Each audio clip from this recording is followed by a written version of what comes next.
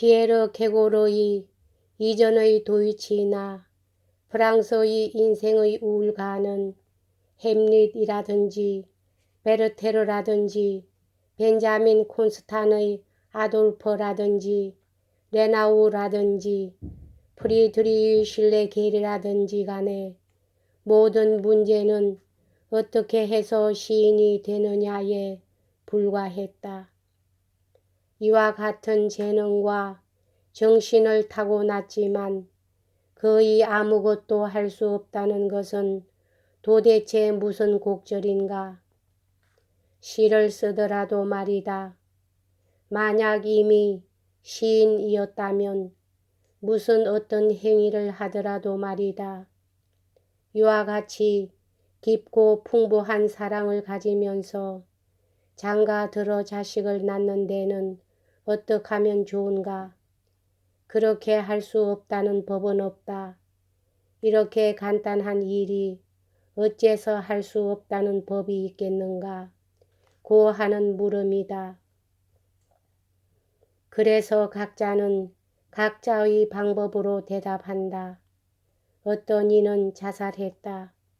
어떤 이는 그리움의 시를 썼다. 사랑하는 사람과 결혼한 이도 있고 결혼하지 않은 이도 있다. 장관이 된 이도 있고 되지 않은 이도 있다. 프리드리히 실레겔은 가톨릭으로 개종했다. 내가 그들을 여기서 열거한 것은 정신사적으로 아무래도 키에르 케고르의 선구자였기 때문이다.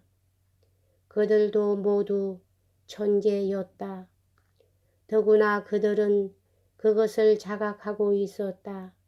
하지만 키에르 케고르는 그들 모두에게 결하고 있는 결단력을 가지고 있었다. 그들은 선택된 예외로서 처신하는 한 귀중한 매력적 존재였지만 예외에서 보편으로의 길을 발견하려 할 때 그들은 좌절했었다. 즉 그들이 일반적인 것을 실현하고 싶어서 자기 자신으로 되돌아서려는 순간 그들은 속된 것과 시시한 타협을 해야만 했다. 그래서 자살하든지 발광하든지 한다.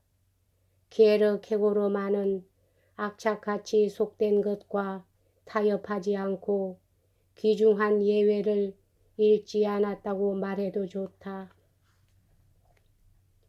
도이치나 프랑스의 우울가들은 모두 분열된 성격의 사람들이다.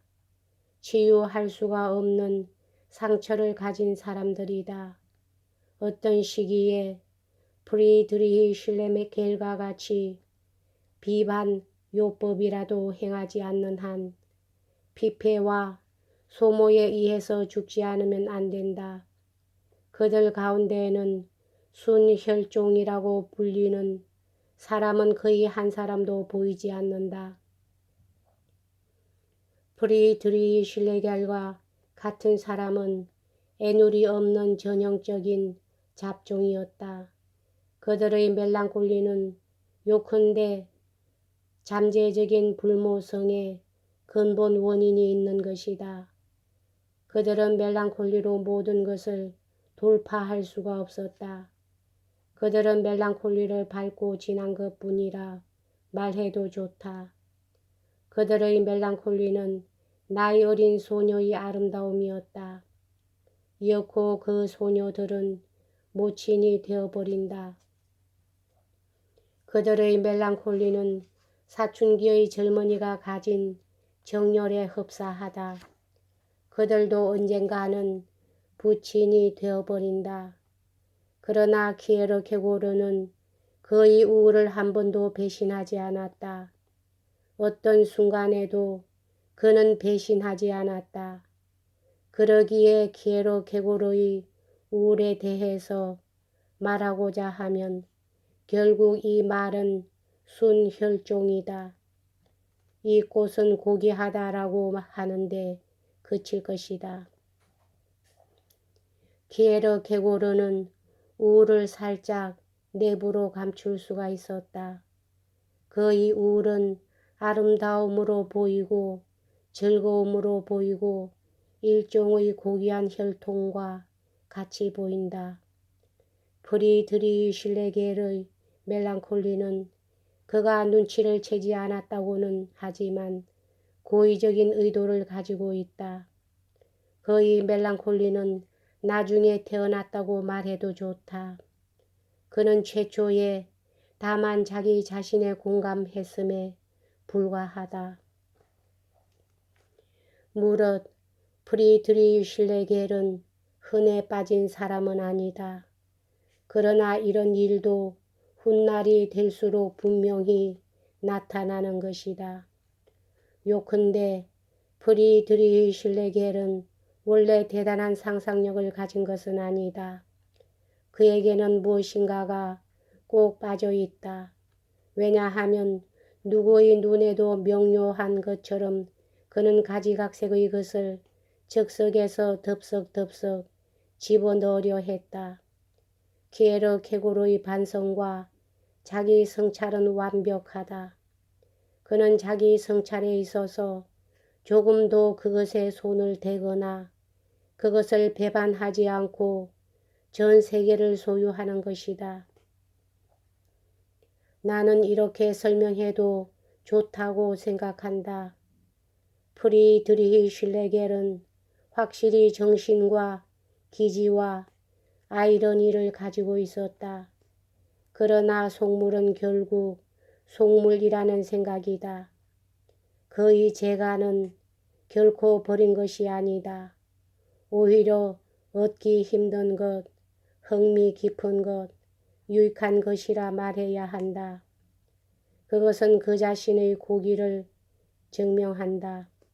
그러나 프리드리히 실레겔은 하이네나 기타의 날카로운 지성적 정신과 마찬가지로 속물에 대한 징그러움을 억누를 수 없었다.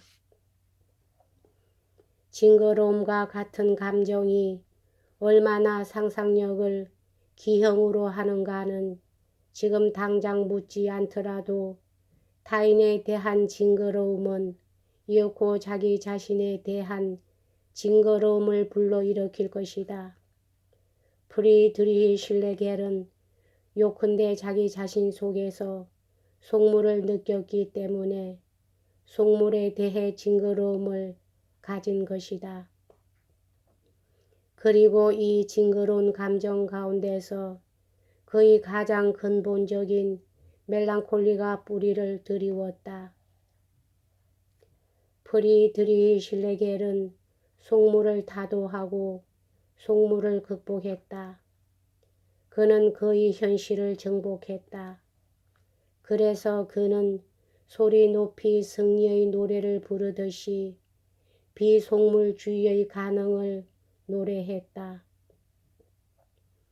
그는 마침내 프리드리히 실레겔로 될 수가 있었다고 말해도 좋다. 그는 패러독스로 되었다. 그러나 키에르케고르는 그에 비교하면 더욱 용이했었다고도 말할 수가 있을 것이다. 키에르케고르의 쪽을 용이한 것이라 보는 것은 벌써 프리드리히 실레겔이 이 속물의 극복을, 현실의 정복을, 하나의 산행위를 수행하고 있기 때문이다. 키에르케고르의 쪽을 곤란한 것이라 보는 것은 그가 가능을, 시인을, 날카로운 지성을, 프리드리히 실레겔을 극복하여 생생한 자기 자신에 도달하지 않으면 안 되기 때문이다. 단독자라는 새로운 영원한 현실을 건설하지 않으면 안 되기 때문이다. 여기까지 하겠습니다.